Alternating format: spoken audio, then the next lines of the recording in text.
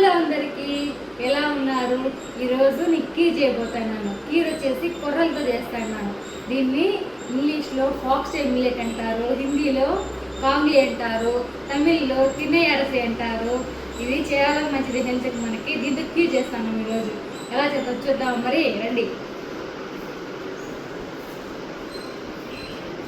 ఈ కొర్రల్లో B1, B2, B5, B6 చాలా పుష్కలంగా ఉంటుంది.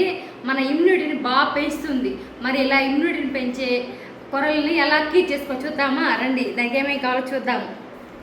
ఫస్ట్ బాగా కాంచుకున్న పాలు.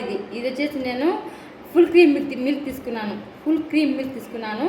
బాగా కాంచేసాను దీన్ని ఫస్ట్. తర్వాత కొర్రలు ఇది ఒక గ్లాస్కి 3 గ్లాసులు వేసుకొని 6 విజిల్ పెట్టుకున్నాయి. ఇది వచ్చి నేను డైరెక్ట్గా కుక్కర్లో పెట్టేసాను. అట్లే మీరు అలా చేయొద్దండి. ఒక్కొక్కసారి ఏమవుతుందంటే విజిల్కి మాట్టుకునేసి ఇది పేలిపోతుంది కుక్కర్. ఒక్కోసారి అలా చేయొద్దండి. మీరు ఒక గిన్నెలో పెట్టుకునేసి దాన్నిగా కుక్కర్లో పెట్టుకోండి, పెద్ద కుక్కర్లో పెట్టుకోండి, స్టీల్ గిన్నెలో పెట్టుకోండి. ఆ తర్వాత దీనికి ఫస్ట్ నెయ్యి, ఇలాచీ పౌడరు, కట్ చేసి పెట్టుకున్న బాదం పలుకులు, కట్ చేసి పెట్టుకున్న ముంతమామిడి పలుకులు, కొద్దిగా ద్రాక్ష, ఇది వచ్చేసి సారపప్పు, కొద్దిగా ఇది వచ్చేసి కుంకుమ పువ్వు, ఇది వచ్చేసి బేబీ కుంకుమ పువ్వు. ప్రెగ్నెంట్ లేడీస్ ఇదే తీసుకుంటారు ఎక్కువ. తర్వాత బ్రౌన్ షుగర్ కొద్దిగా వేసుకుందాం మినిట్స్.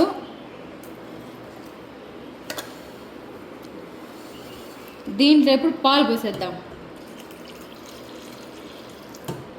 ఫస్ట్ కొద్దిగా పోస్తాను.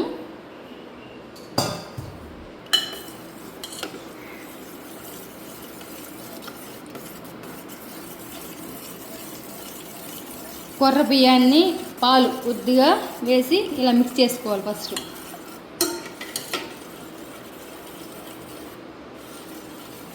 బాగా చల్లార్చుకోవాలి. కొర్ర బియ్యాన్ని పాలు బాగా చల్లార్చుకోవాలి.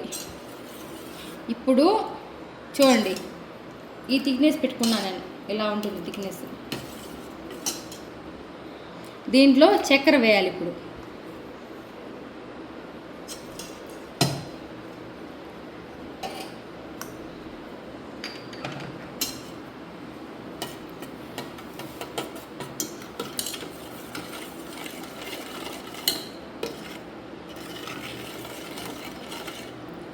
నేను ఎందుకు ఫస్ట్ పాలు కొర్ర బియ్యాన్ని బాగా చల్లారుస్తానంటే, ఒక్కొక్కసారి మనము ఈ బ్రౌన్ షుగర్ వేసామంటే విరిగిపోతుంది పాలు. కాబట్టి విడివిడిగా తీసుకొని కాల్చిన తర్వాత ఇలా కలుపుకోవాలి. అప్పుడు మనకు ఏం కాదు. మనం అలానే వేసినామనుకో ఒక్కొక్కసారి విరుగుతుంది, ఒక్కొక్కసారి విరగదు. ఎందుకు వచ్చే రిస్క్ మనకి అలా అని చెప్పేసి నేను ఇలా చేసుకుంటాను. ఇది బెస్ట్ మనకి ఇలా చేసుకోవడం. నెయ్యి హీట్ అయిన తర్వాత ఈ కొద్దిగా వేసుకున్నాం. సిమ్లోనే పెట్టల్లా. లైట్ బ్రౌన్ కలర్ వచ్చింది. ఇప్పుడు తీసేద్దాం దీన్ని.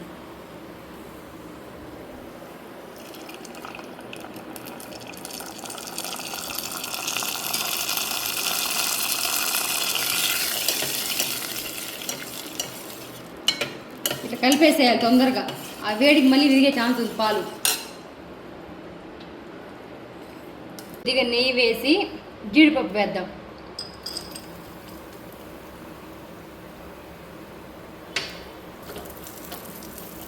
జీడిపప్పు కూడా సిమ్లోనే పెట్టి స్టవ్ని మనం లైట్గా వేయించాలి.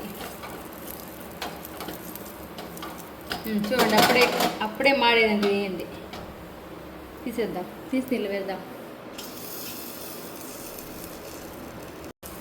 ఇది బుడ్డగా ఉబ్బుతుంది. అప్పుడు తీసేసేయాలి దీన్ని. నెయ్యి ఫ్లేవర్ అయితే బాగా వస్తూ ఉంది. మంచి నెయ్యి అయితే మనకు అలా వస్తుంది.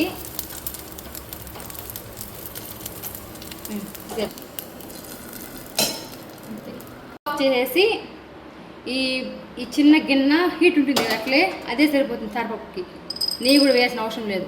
కొద్దిగా సారపప్పు. కీర్ అంటేనే సారపప్పు ఉండాల్సిందే. ఇంకా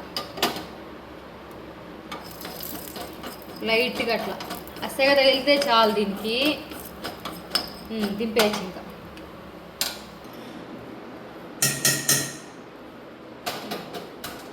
ఇలాచి పౌడర్ కొద్దిగా వేసుకోవాలి.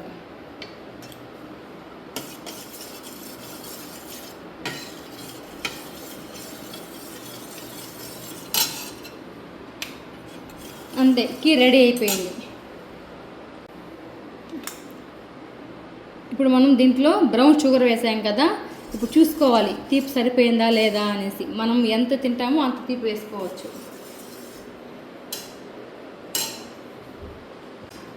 నేను ఫస్ట్లో వేసిన షుగర్ తక్కువ ఉంది, మళ్ళీ వేస్తాను నేను.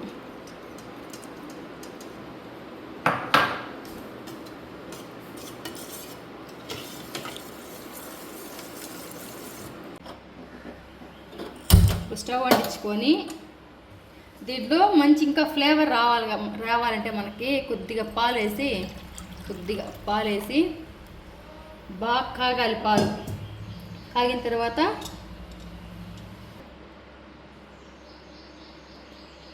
పాలు పోసుకున్నాం కదా గిన్నెలో, కొద్దిగా సాఫ్రాన్ వేసుకోవాలి.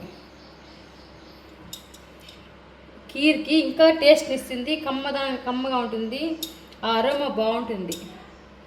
దాంతోపాటు కొద్దిగా బిర్యానీ ఆకు, అంతే చాలు.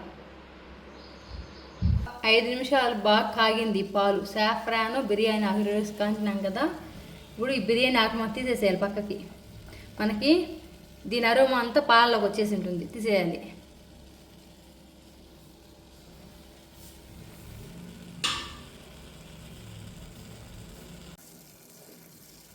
పాలు కలర్ మారిపోయింది, లైట్ ఎల్లోగా మారిపోయింది. ఆఫ్ చేసేద్దాం ఇప్పుడు. ఇది కొంచెం లైట్గా కొంచెం వెచ్చగా ఉన్నప్పుడు దాంట్లో వేయాలి. మళ్ళీ చల్లారిన తర్వాత, ఎక్కువ చల్లారిన పని ఏమి ఉండదు, అర్థం చల్లారితే చాలు. నీళ్ళు వేసేద్దాం.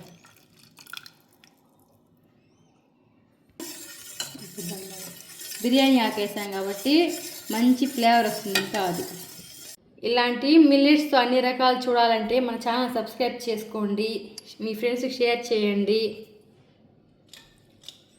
బాదం పలుకులు వేసుకున్నాను లాస్ట్లో కొద్దిగా. ఇప్పుడు ఒక 2 సాఫ్రాన్ పైన ఇట్లా. కొర్రలతో కీరు మరి ఎలా ఉంది? మీరు కూడా ఇలా ట్రై చేయండి, మీ ఆరోగ్యాన్ని కాపాడుకోండి. మా Mayuka Organics YouTube channel subscribe చేయండి, లైక్ చేయండి, మీ ఫ్రెండ్స్కి షేర్ చేయండి. బాయ్.